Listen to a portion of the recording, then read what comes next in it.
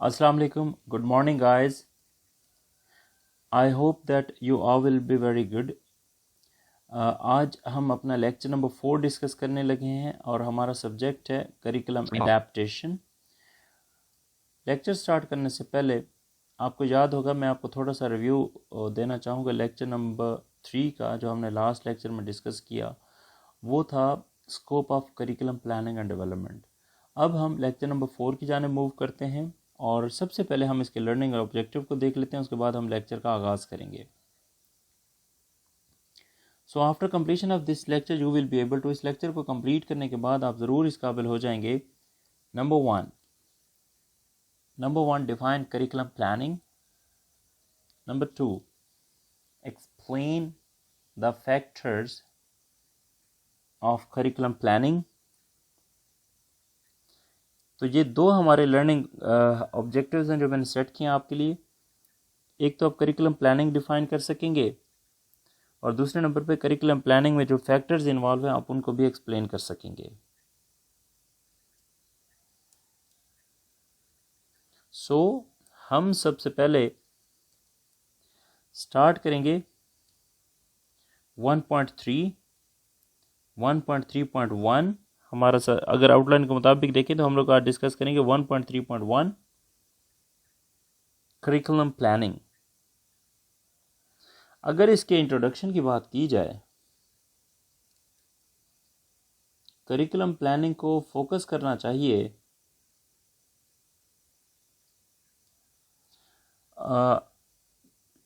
On delivering the content of the concerns, कि curriculum planning में जो कंटेंट है उसकी डिलीवरी पे फोकस करना चाहिए। एंड पर्टिनेंट करिकुलम, और बहुत अहम करिकुलम होना चाहिए। It should also allow student achievement to be measured, इसमें स्टूडेंट की जो अचीवमेंट होती है उनको मेजर भी किया जाना चाहिए। और ये जो स्टूडेंट की अचीवमेंट है, एक बाकायदा जो सेट स्टैंडर्ड होता है, ये देखा जाता है कि आया स्टूडेंट्स ने उस सेट स्टैंडर्ड को हासिल किया है या नहीं किया।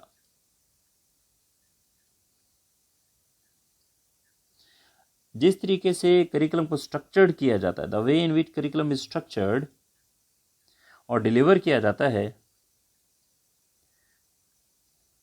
वो तरीका हमेशा स्कूल या group of schools he determine करते हैं, डिसाइड करते हैं, तय करते हैं, एग्जामिन करते हैं। मतलब स्कूल के ऊपर डिपेंड करता है।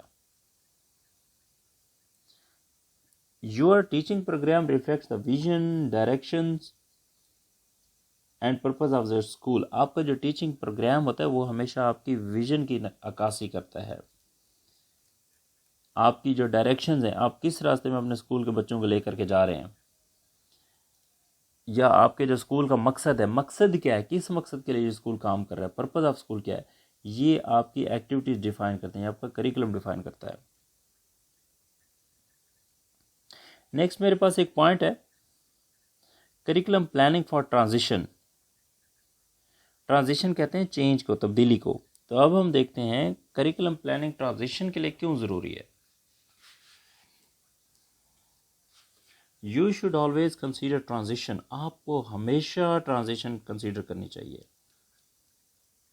व्हेन डेवलपिंग योर करिकुलम, जब आप अपना करिकुलम बना रहे होते हैं, ट्रांजिशन की जानिब जो एक वेल प्लान्ड अप्रोच होती है वो टीचर को इजाज़त देती है, number 1 maintain continuity of learning and development for students. Students की जो लर्निंग है या उसकी जो डेवलपमेंट है उसमें एक तसलसल जारी रहता है। Number 2 maintain and build on academic performance of the student. Student की जो एकेडमिक परफॉर्मेंस है उसी की बिना पे उसको मेंटेन किया जाता है और फिर उसको आगे तामीर किया जाता है, बिल्ड किया जाता है, कंस्ट्रक्ट किया जाता है, बच्चे को इनकरेज किया जाता है, आगे लेकर के जाया जाता है। Number 3 support and develop the social and emotional wellbeing of student. Student की जो सोशल या इमोशनल वेलबींग है उनको सपोर्ट भी किया जाता है और फिर उनको डेवलप भी किया जाता है, सपोर्ट किया जाता है अगर वो मौजूद हों, अगर ना हो तो फिर उनको डेवलप किया जाता है। Number 4, minimise differences between settings के दरम्यान जो डिफरेंसेस होते हैं ना उनको कम से कम किया जाता है। अब हम आगे चलते हैं। फर्दरमोर, मजीद ये मंदरजा झैल पॉइंट ऐसे हैं जो कि ट्रांजिशन में हमेशा फॉलो किए जाते हैं, इन पे हमेशा अमल किया जाता है। नंबर 1 पे है ट्रांजिशन टू प्राइमरी स्कूल की जानब ट्रांजिशन कैसे होगी, यानी कि बच्चा जो घर से उसने स्कूल कैसे, ट्रांजिशन टू प्राइमरी कैसे होगी। Number 2, transition to secondary, primary से सेकेंडरी की जानब कैसे जाएगा। अब प्राइमरी सेकेंडरी ये मैं आपको थोड़ा सा समझा देता हूँ। लेकिन सबसे पहले होता है प्री स्कूलिंग, क्लास 1 से पहले नर्सरी प्रेप, इसको प्री स्कूलिंग कहा जाता है। क्लास 1 to 5 प्राइमरी होता है, क्लास 6, 7, 8 ये एलिमेंट्री है, क्लास 9, 10 सेकेंडरी है, और जो क्लास 10 से ऊपर है जो इंटरमीडिएट जिसे कहा जाता है वो है हायर सेकेंडरी। उसके बाद फिर कॉलेज है, यूनिवर्सिटी, वो सारा ना। सो बच्चे की सेकेंडरी स्कूल की जानब ट्रांजिशन कैसे होगी। ये हमारे पास लर्निंग ऑब्जेक्टिव नंबर 1 हमने अंडरस्टैंड किया। अब हम आते हैं फैक्टर्स पे, जो हमारा लर्निंग ऑब्जेक्टिव नंबर 2 था, फैक्टर्स ऑफ करिकुलम सिस्टम। तो इसको हम डिस्कस करते हैं। During the course of planning, जो कोर्स ऑफ प्लानिंग के दौरान, ये कोर्स ऑफ प्लानिंग करिकुलम की बात हो रही है ना। The school leader will also be responsible, school leader लाजमी रेस्पॉन्सिबल होंगे for guiding the planning team, जो टीम प्लान कर रही है उसको गाइड करने के लिए, ताकि उन प्रैक्टिकल फैक्टर्स के जो नंबर्स हैं उनको जहन में रखा जाए या सामने रखा जाए, जो कि करिकुलम सिस्टम की जो इफेक्टिवनेस है उसको इंश्योर करते हैं। इन फैक्टर्स में क्या क्या चीज़ें शामिल हैं इसको हम ज़रा देख लेते हैं। नंबर 1 पे है स्टाफिंग, नंबर 2 पे फैसिलिटीज़, नंबर 3 पे है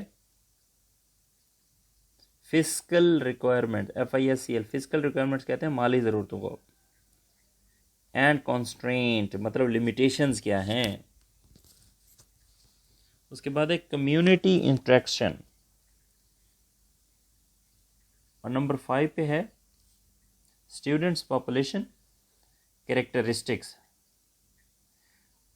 ये 5 factors of curriculum planning and development भी कहलाते हैं। Factors of curriculum planning and development भी इनको कहा जाता है। स्टाफ है, फंडिंग है। हम इनको ज़रा देख लेते हैं। स्टाफ को देखा जाता है कि क्या आपके पास अवेलेबल स्टाफ कौन सा है, क्या है उनकी एक्सपर्टीज़, ये सारा देखा जाता है। फैसिलिटीज़ को देखा जाता है, स्कूल बच्चों को कौन सी फैसिलिटीज़ प्रोवाइड कर रहा है।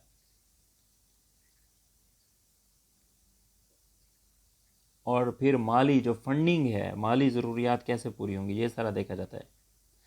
कम्युनिटी इंट्रैक्शन, कम्युनिटी की पार्टिसिपेशन देखी जाती है कि कम्युनिटी का अपने बच्चों की एजुकेशन के हवाले से इस स्कूल के साथ कोई कंट्रीब्यूशन, कोई पार्टिसिपेशन है या नहीं है।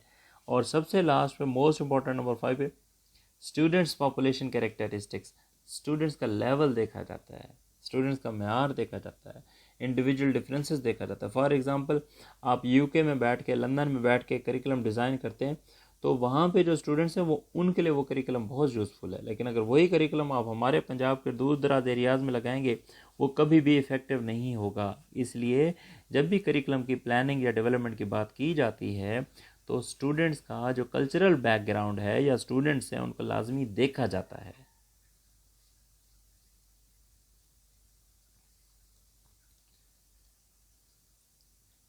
जिसके जैसा कि पहले हम कुछ पॉइंट्स में डिस्कस कर चुके हैं, ये जो 5 फैक्टर्स हैं इनको इंडिविजुअल अटेंशन की ज़रूरत है।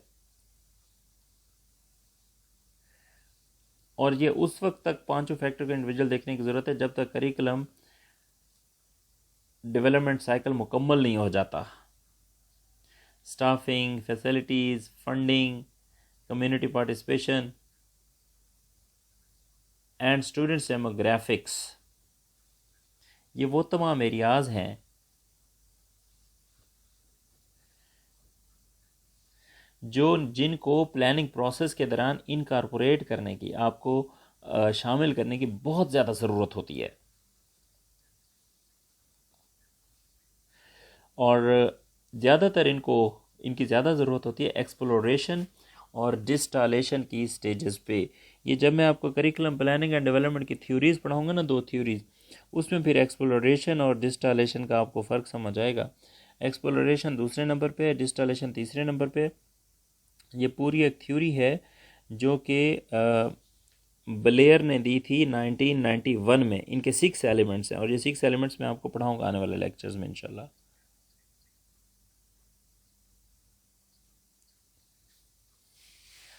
ताहम इन एरियाज़ की इम्पोर्टेंस या अहमियत को देखते हुए इसमें एक स्पेसिफिक डिस्कशन को शामिल किया जाता है। अलहदा से इसके सेक्शंस को जो है ना हाईलाइट करने की ज़रूरत है। ये जो स्पेशल सेक्शन है, इसका मकसद क्या है? इसका मकसद ये है ताकि स्कूल्स और उनके अंदर काम करने वाले जो लोग हैं उनको इनकरेज किया जा सके ताकि वो प्रोएक्टिव हो सकें। प्रोएक्टिव का मतलब ये है कि जनाब काम कर सकें, हिस्सा ले सकें, कंट्रीब्यूट कर सकें।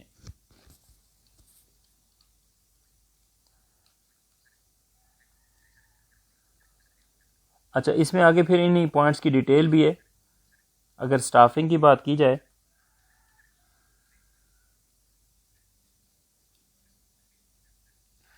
Curriculum planning and development best educational programmes को रिफ्लेक्ट करनी चाहिए, जिसको इजीली समझा भी जा सके और इजीली कैरी भी किया जा सके।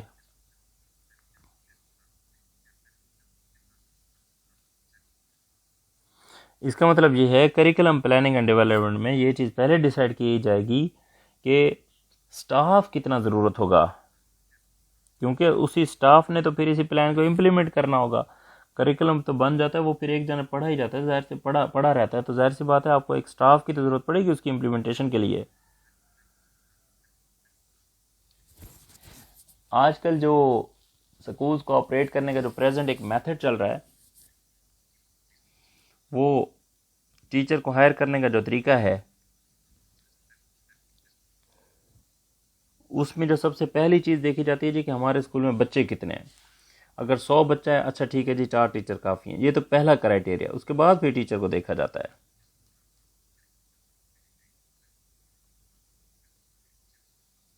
तो वहाँ पे फिर ये एक ड्रामेटिक डिपार्चर ही लगता है इस तरह के आजकल के सिनेरियो में ना। दूसरे नंबर पे फैसिलिटीज़। स्कूल फोर्स का डिक्टेटिंग प्रोग्राम कहा सकता है इसे।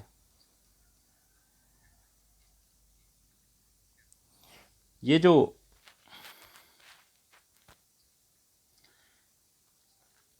फैसिलिटी रिक्वायरमेंट है करिकुलम प्लानिंग एंड डेवलपमेंट की प्रोग्रामिंग के हवाले से, इसको कैलकुलेट करने की ज़रूरत होगी, प्लान करने की ज़रूरत होगी,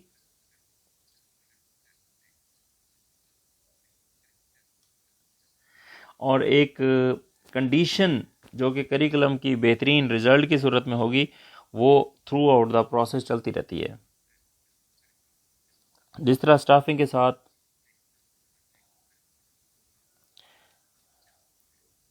जो स्टैंडर्ड ऑपरेटिंग मेथड है, वहाँ से ड्रामेटिक डिपार्चर होता है कई डिस्ट्रिक्ट का ना।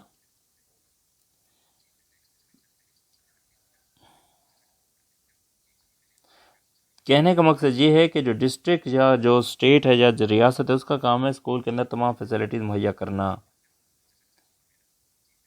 नंबर 3 पे है फंडिंग। आजकल जो फिस्कल माली कंसिडरेशन जो है, वो एजुकेशनल प्रोग्राम का जो स्कोप है ना, उसको बड़े वाज़ेह तरीके से बताते हैं। करिकुलम डेवलपमेंट सिस्टम में करिकुलम की जो कॉस्ट है वो देखी जाती है और फिर फंड्स कहाँ से लिए जाते हैं ये भी देखा जाता है।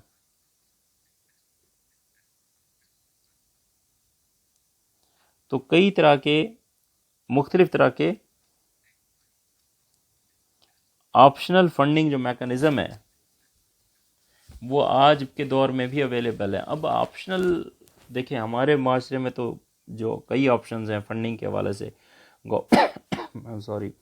गवर्नमेंट के पास अगर पैसा नहीं है तो लोग डोनर्स इकट्ठे कर सकते हैं। एज अ टीचर आप किसी डोनर से बात कर सकते हैं, आप ज़कात का पता कर सकते हैं कि वो ज़रूरत है, मतलब फंडिंग को किसी ने बाई एनी मीन्स पूरा किया जाता है। इसके एग्जांपल्स भी मैं आपको देना चाहूँगा। नेशनल गवर्नमेंट ग्रांट्स, ये एक प्राइवेट फाउंडेशन है जो कि एजुकेशन पे फंड देती है और ये रियासत को भी पैसे देती है एजुकेशन की प्रमोशन के हवाले से। नंबर 2 पे है कम्युनिटी पार्टिसिपेशन। पूरी कम्युनिटी की जो एक डिटर्मिनेशन होती है पार्टिसिपेट करने की, वो भी करिकुलम प्लानिंग और डेवलपमेंट का एक पूरा एक हिस्सा है।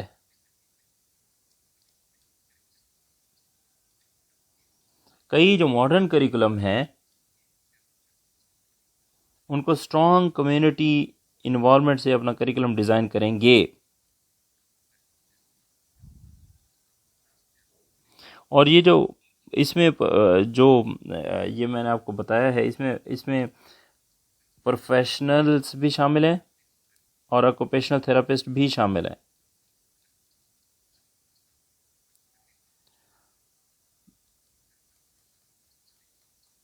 जो एलिमेंट्री स्कूल्स हैं, रियल लाइफ जो एप्लीकेशन है उसको फैसिलिटेट करते हैं स्कूल्स में, और ख़ासकर उस काम में ज़्यादा करते हैं जो कि बच्चा स्कूल के अंदर बैठ के करता है।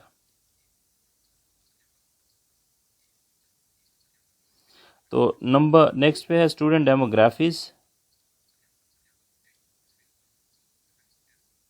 स्टूडेंट डेमोग्राफिक की जो कंसिडरेशन है या उनका जो ट्रेंड है वो इसी करिकुलम प्लानिंग का डेवलपमेंट का एक स्ट्रॉन्ग कंपोनेंट होगा। जैसे ही डेमोग्राफिक डेटा को देखा जाता है, डेमोग्राफिक डेटा अगर आपको किसी को आइडिया नहीं तो मैं आपको बता देता हूँ। डेमोग्राफिक बेसिकली बेसिक इन्फॉर्मेशन का ही दूसरा नाम है। इसमें ये रिसर्च का जो हमारे जब क्वेश्चन एयर बनाते हैं उसमें पहला पेज डेमोग्राफिक इन्फॉर्मेशन का ही होता है। रिसर्चर का नाम या उसका टॉपिक नेम, डेट क्या है, सुपरवाइज़र कौन है, कौन से स्कूल से, ये सारी मतलब जो इन्फॉर्मेशन है, कौन से स्कूल से है, एज क्या है, क्वालिफ़िकेशन क्या है, अगर कोई डिसेबिलिटी है तो कौन सी है, ये सारी इन्फॉर्मेशन मतलब किसी भी बंदे के वाले से जो बेसिक इन्फॉर्मेशन है वो डेमोग्राफिक इन्फॉर्मेशन कहलाती है।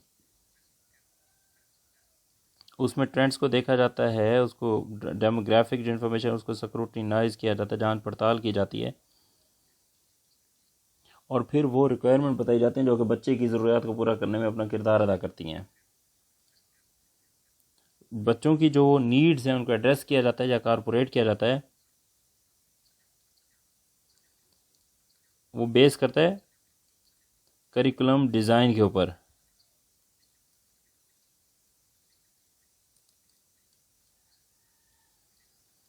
इस तरह की जो ओरिएंटेशन होती है वो मौजूदा सूरत हाल को ख़त्म कर देगी। तो एजुकेटर हमेशा हैरान होते हैं इस डेमोग्राफिक इंफॉर्मेशन वाले चेंज पे।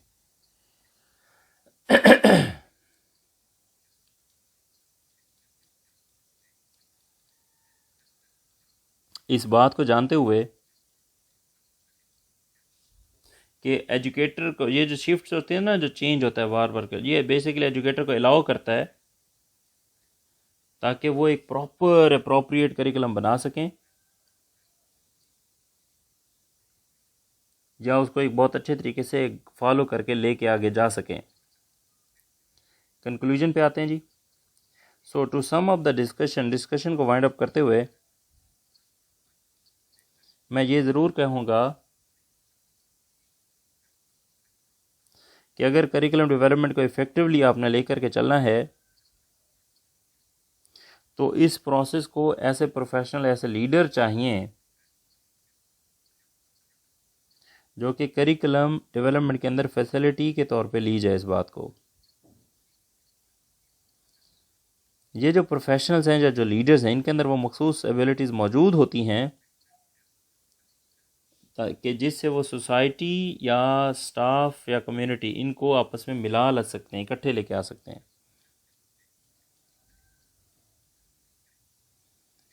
और जितने भी ये स्टेक होल्डर्स हैं, चाहे पेरेंट्स हैं या कोई और है, अगर करिकुलम प्लानिंग और डेवलपमेंट के दौरान इन ये मौजूद होते हैं तो बच्चों के एजुकेशनल फ्यूचर के हवाले से जो बड़ी बेहतरीन एक एक्टिविटी है।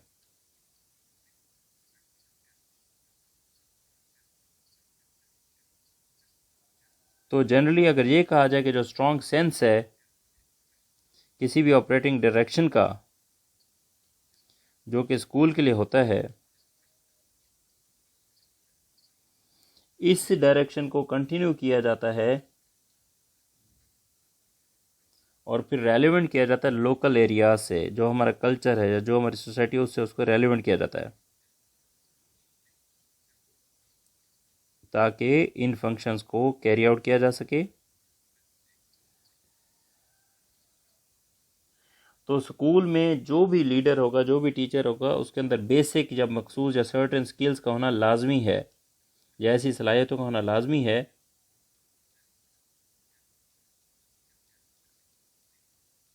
और जिससे उसके ऊपर ये ट्रस्ट होता है, एक्सपेक्टेशंस होती है कि जो गोल सेट किए गए हैं इस इदारे के लिए वो अचीव हो जाएंगे।